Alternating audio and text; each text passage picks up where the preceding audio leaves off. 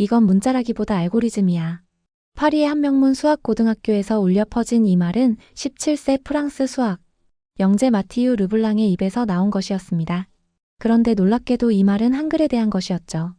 도대체 무슨 일이 일어난 걸까요? 제가 오늘 들려드릴 이야기의 주인공은 마티유 르블랑이라는 프랑스 소년입니다. 파리 16구에 위치한 루이 르그랑 고등학교의 수학과 최고 영재였어요. 이 학교는 프랑스에서 가장 명망 높은 수학 인재들을 배출하는 곳으로 유명하죠. 어느 봄날 학교에서는 국제 언어와 수학 세미나라는 특별한 행사가 열렸습니다. 각국에서 온 교환학생들이 자신의 언어와 문화를 소개하는 시간이었어요. 그날 마티유는 친구들과 함께 뒷자리에 앉아 있었습니다. 다음은 한국에서 온 김민서 학생의 발표입니다. 강단에 올라선 민서는 긴장한 듯 보였어요. 그런데 그녀가 입을 열자마자 마티유의 얼굴에는 비웃음이 번졌죠. 안녕하세요. 저는 한글의 구조에 대해 이야기하려고 합니다. 한글은 단순한 문자가 아니라 수학적 원리로 만들어진 과학적 문자체계예요. 마티유가 친구에게 속삭였습니다. 수학적 원리? 웃기네. 문자에 무슨 수학이 있다고? 민서는 계속 설명했어요. 한글의 자음은 발음기관의 모양을 본떠 만들어졌고, 모음은 천지인 철학을 바탕으로 체계적으로 구성되었습니다. 그리고 이 모든 것이 3차원적 조합 구조를 이루고 있어요. 마티유는 더 크게 웃었습니다. 3차원 조합 구조라니. 그냥 글자잖아. 우리 알파벳이 훨씬 효율적이야. 발표가 끝나자 마티유는 친구들과 함께 복도로 나갔어요. 그들은 민서의 발표를 두고 계속 농담을 주고받았죠. 한국 사람들은 뭔가 과장하는 것 같아. 그래, 문자를 수학이라니. 말이 안 되지. 마티유는 자신이 프랑스 최고의 수학 영재라는 자부심으로 가득했습니다. 17세 나이에 이미 대학 수준의 미적분학과 해석학을 마스터했거든요. 그런 그에게 한국의 문자 체계가 수학적이라는 주장은 그저 우스꽝스러운 과장으로 들렸을 뿐이었어요. 하지만 운명은 참 묘한 것 같습니다. 그날 밤 마티유는 집에서 숙제를 하다가 문득 호기심이 생겼어요. 민서가 남긴 자료를 한번 들여다보고 싶어진 거죠. 정말로 수학적 구조가 있나 확인해 볼까? 마티유는 노트북을 열고 민서의 발표 자료를 다운로드했습니다. 처음엔 그냥 한번 보고 말려고 했는데 자료를 펼치자마자 뭔가 이상한 점을 발견했어요. 한글의 자음들이 일정한 패턴으로 배열되어 있었습니다. 기역, 키읔, 니은, 디귿, 티읕 이런 식으로 말이에요. 마티유는 수학자의 본능으로 이 패턴을 분석하기 시작했죠. 잠깐. 이건 단순한 나열이 아니야. 그는 자음들을 발음 위치에 따라 분류해 보았어요. 입술 소리, 혀끝 소리, 혀뿌리 소리. 각각이 일정한 규칙을 가지고 있었습니다. 더 놀라운 건 같은 발음 위치에서도 세기에 따라 체계적으로 분화되어 있다는 점이었죠. 이건 좌표계처럼 보이는데 마티유는 모음도 살펴보았습니다. 아, 어, 오, 우. 이것들도 단순한 기호가 아니었어요. 수직선과 수평선의 조합, 그리고 점의 위치에 따른 체계적 변화가 있었습니다. 시간이 흘러 자정이 넘었지만 마티유는 계속 분석을 이어갔어요. 그러다가 정말 놀라운 걸 발견했습니다. 설마, 진짜 계산 구조가 있다는 건가? 한글의 글자 하나하나가 초성, 중성, 종성이라는 세 개의 요소로 분해되는데 이것이 마치 3차원 좌표계의 X, Y, G축 같다는 생각이 들었거든요. 더군다나 이 세 요소는 독립적으로 변할 수 있으면서도 하나의 완전한 글자를 만들어내는 규칙이 있었습니다. 마티유는 잠시 멈춰서 생각해 보았어요. 자신이 지금까지 무시했던 것이 혹시 정말로 수학적 구조를 가지고 있는 건 아닐까? 그 밤 마티유는 잠들 수 없었습니다. 머릿속에 한글의 구조가 계속 맴돌았거든요. 다음 날 아침 마티유는 여전히 한글 생각에 빠져 있었습니다. 수학 시간에도 집중이 안 될 정도였어요. 델핀 선생님이 눈치를 챘죠. 마티유, 오늘 좀 이상하네. 무슨 일이야? 마티유는 솔직하게 말했습니다. 선생님, 어제 한국 학생이 발표한 내용이 계속 신경 쓰여요. 한글이 정말 수학적 구조를 가지고 있는 것 같거든요. 델핀 선생님은 흥미로운 표정을 지었어요. 그래? 처음엔 무시했으면서? 네, 처음엔 그랬는데. 실제로 분석해보니까 정말 놀라운 구조가 있습니다. 그러자 델핀 선생님이 도전적인 미소를 지었어요. 그렇게 확신한다면 마티유 네가 증명해보면 되잖니? 증명이요? 다음 달에 파리 고교 수학 포럼이 있어. 거기서 비주류 언어와 수학이라는 주제로 발표할 팀을 모집하고 있거든. 네가 나가서 한글의 수학적 구조를 증명해보는 게 어때? 마티유의 가슴이 뛰기 시작했습니다. 파리 고교 수학 포럼은 프랑스 최고의 수학 영재들이 모이는 권위 있는 행사였거든요. 거기서 한글에 대해 발표한다는 건 정말 도전적인 일이었죠. 하지만 저는 한국어를 모르는데 그게 오히려 좋을 수도 있어. 언어에 익숙하지 않으니까 순수하게 수학적 구조만 볼 수 있잖아. 마티유는 잠시 고민했어요. 자신의 자존심이 걸린 문제였거든요. 만약 한글에 정말 수학적 구조가 있다면 그걸 무시했던 자신이 부끄러웠죠. 반대로 구조가 없다면 자신이 옳았다는 걸 증명할 수 있었고요. 좋아요, 해보겠습니다. 델핀 선생님이 만족스러운 표정을 지었어요. 그럼 신청서를 작성해 줄게. 한 달 후가 발표 날이야. 마티유는 그날부터 완전히 다른 사람이 되었습니다. 수학 문제를 풀 때보다 더 진지하게 한글을 연구하기 시작했거든요. 도서관에서 언어학 책을 빌려보고 인터넷에서 한글 관련 자료를 찾아보고 심지어 민서에게 질문을 하기도 했어요. 마티유, 너 요즘 한국어 공부해? 친구들이 놀렸지만 마티유는 신경 쓰지 않았습니다. 뭔가 큰 비밀을 발견할 것 같은 예감이 들었거든요. 그날 밤부터 마티유의 진짜 연구가 시작되었어요. 잠들기 전까지 매일 3-4시간씩 한글 구조를 분석했습니다. 수학자의 눈으로 본 한글은 정말 놀라운 세계였어요. 먼저 자음의 구조를 파악해 보았습니다. 기역, 니은, 디귿, 리을, 미음, 비읍, 시옷, 이응, 지은, 치읓, 키읔, 티읕, 피읍, 히읗. 이 14개의 기본 자음이 있고 여기에 된소리와 거센소리가 추가되는 구조였어요. 이건 완전히 수학적 함수야. 마티유는 발음 위치를 X축으로, 발음 방법을 Y축으로, 소리의 세기를 Z축으로 하는 3차원 좌표계를 그려보았습니다. 그러자 모든 자음이 이 좌표계 안에서 정확한 위치를 가지고 있다는 걸 발견했죠. 예를 들어 기역은 혓부리, 파열음, 예사소리라는 좌표를 가지고 키읔은 혓부리, 파열음, 거센소리라는 좌표를 가졌어요. 이건 단순한 변화가 아니라 지축값만 바뀐 벡터 이동이었습니다. 모음은 더욱 놀라웠어요. 아, 오, 우라는 기본 모음이 있고 여기에 이가 결합되면 야, 여, 요, 유가 되는 구조였죠. 이것도 완전히 수학적이었습니다. 이건 벡터의 합성이야. 마티유는 모음을 평면 좌표계로 분석해 보았어요. 수직선익과 수평선을 그리고 점의 조합으로 모든 모음을 만들 수 있었거든요. 더욱 놀라운 건 이 조합이 대칭성을 가지고 있다는 점이었습니다. 아와 어는 수직축을 중심으로 대칭이었고 오와 우는 수평축을 중심으로 대칭이었어요. 이건 회전 대칭까지 고려한 완벽한 수학적 구조였죠. 밤이 깊어가도 마티유는 계속 연구했습니다. 이제 자음과 모음의 조합 방식을 분석해 보았어요. 초성, 중성, 종성이라는 구조가 어떻게 수학적으로 작동하는지 알고 싶었거든요. 한이라는 글자를 분석해보자. 히읗 초성, 아중성, 니은 종성 한. 이걸 좌표로 표현하면 히읗, 아, 니은이 되는 거예요. 그런데 이 조합이 바뀌면 완전히 다른 글자가 되었습니다. 니은, 아, 히읗, 낫. 아, 히읗, 니은 불가능한 조합.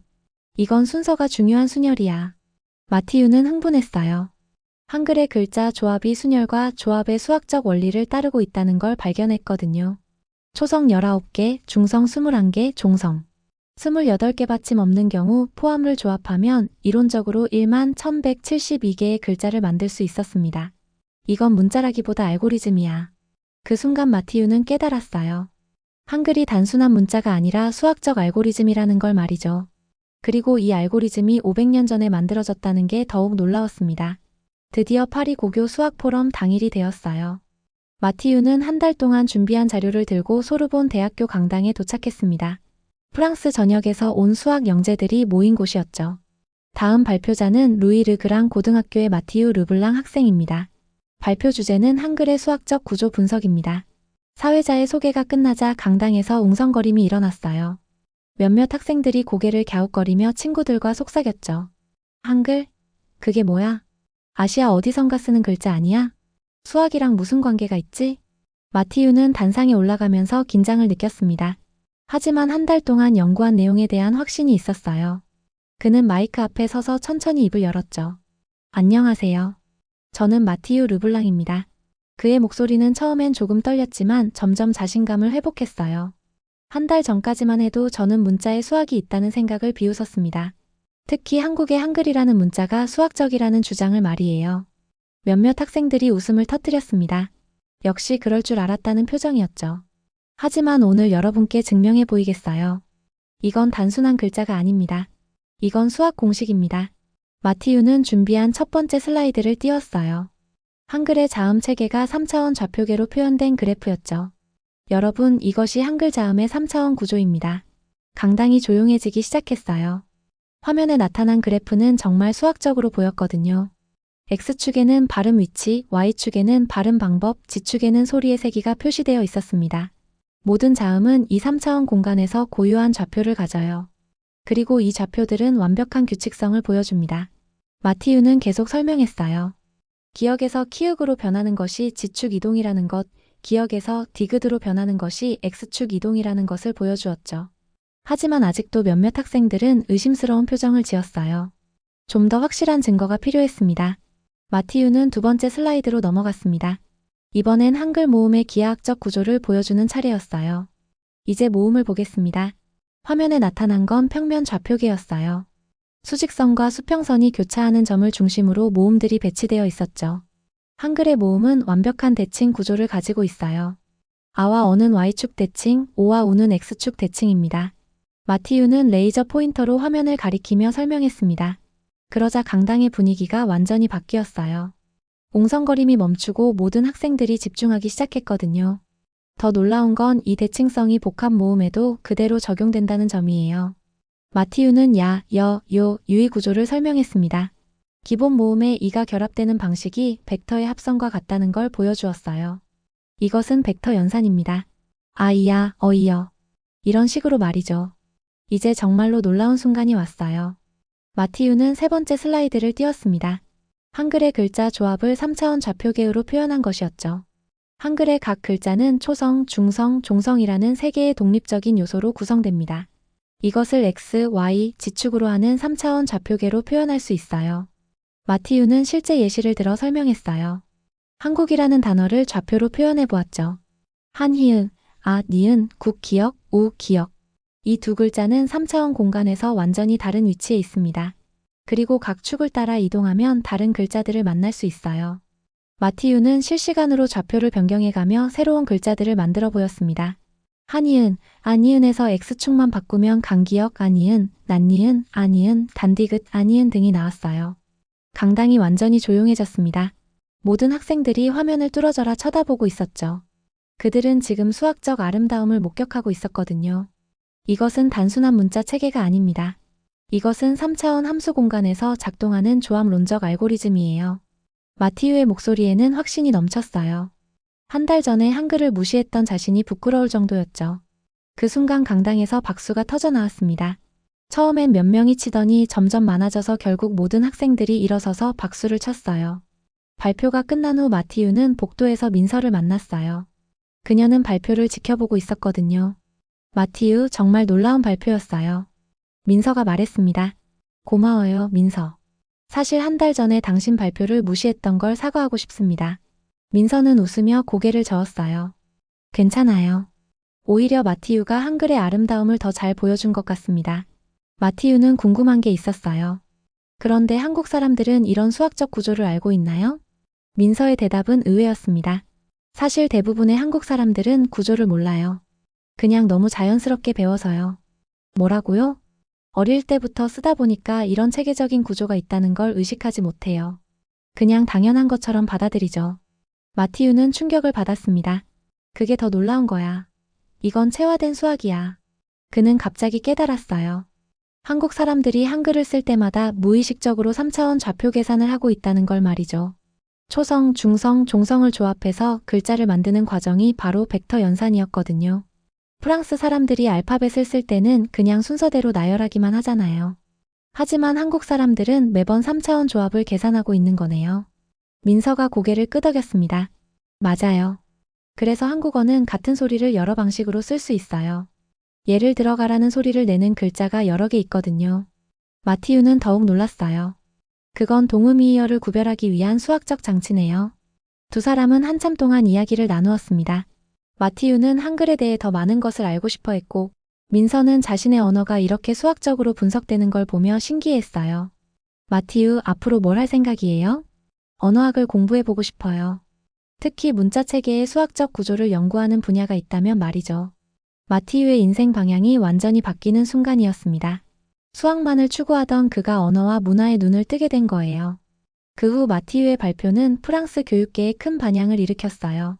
여러 언론에서 프랑스 고교생이 발견한 한글의 수학적 아름다움이라는 제목으로 기사를 실었죠. 마티유는 그 경험을 통해 완전히 새로운 사람이 되었습니다. 수학을 포기한 건 아니었지만 이제 수학을 다른 분야와 연결해서 생각하게 되었거든요. 몇 년 후 마티유는 소르본 대학교에서 수학 언어학을 전공하게 되었습니다. 그리고 졸업 논문 주제는 물론 한글의 수학적 구조와 언어 효율성이었어요. 어느 날 그는 후배들에게 이런 말을 했습니다. 저는 한 달 전까지 한글을 무시했어요. 하지만 지금은 확신합니다. 서구는 문자를 기술로 만들었지만 한국은 문자를 수학과 철학으로 만들었습니다. 마티유의 연구는 계속되었어요. 그는 한글뿐만 아니라 다른 문자 체계들도 수학적으로 분석하기 시작했거든요.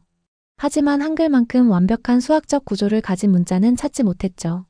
그가 나중에 쓴 책의 마지막 문장은 이랬습니다. 한글은 가장 단순한 수학, 가장 인간적인 공식이었다. 마티유의 이야기는 여기서 끝나지 않았어요. 그의 연구 결과는 유럽 전역의 언어학자들과 수학자들에게 영감을 주었거든요. 프랑스 국립과학연구센터에서는 문자 체계의 수학적 분석이라는 새로운 연구 분야를 개설하기까지 했습니다. 몇 년 후 마티유는 한국을 직접 방문했어요. 서울 거리를 걸으며 간판들을 보는 그의 눈에는 더 이상 단순한 글자가 아닌 살아 움직이는 수학 공식들이 보였습니다. 정말 놀라워. 이 사람들은 걸어 다니면서 끊임없이 3차원 계산을 하고 있어. 한국의 한 대학교에서 강연을 할 기회도 생겼어요. 그날 강연장에는 수백 명의 한국 학생들이 몰려들었죠. 자신들의 문자를 수학적으로 분석한 프랑스 청년의 이야기가 궁금했거든요. 여러분이 매일 쓰는 한글은 세계에서 가장 과학적인 문자입니다. 마티유의 말에 강연장이 조용해졌어요. 많은 한국 학생들이 처음 듣는 말이었거든요. 여러분은 글자를 쓸 때마다 복잡한 수학 연산을 하고 있습니다. 그리고 그걸 너무 자연스럽게 해서 의식하지 못할 뿐이에요. 강연이 끝난 후 한 학생이 질문했습니다. 교수님, 한글이 그렇게 수학적이라면 왜 우리는 몰랐을까요? 마티유는 웃으며 대답했어요. 가장 아름다운 것들은 보통 당연하게 여겨지죠. 여러분에게 한글은 공기처럼 자연스러운 것이니까요. 그 순간 마티유는 깨달았습니다. 진정한 과학과 예술은 일상 속에 숨어 있다는 것을 말이에요. 마티유의 이야기는 지금도 계속되고 있어요. 그는 여전히 문자와 수학의 만남점을 연구하고 있습니다. 하지만 그가 가장 자주 하는 말은 이것이에요. 편견은 발견의 가장 큰 적이다. 17세의 프랑스 소년이 한국의 문자를 무시하다가 오히려 그 아름다움에 매혹되어 인생이 바뀐 이야기.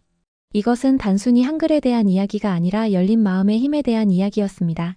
세상에는 우리가 아직 발견하지 못한 아름다움들이 무수히 많이 숨어 있어요.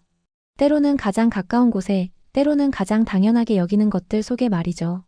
마티유처럼 편견을 버리고 새로운 시각으로 세상을 바라본다면 여러분도 놀라운 발견을 할 수 있을 거예요.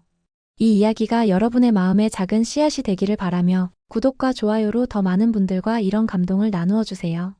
알림 설정까지 해주시면 앞으로도 세상에 숨겨진 아름다움을 함께 발견해 나갈 수 있을 겁니다.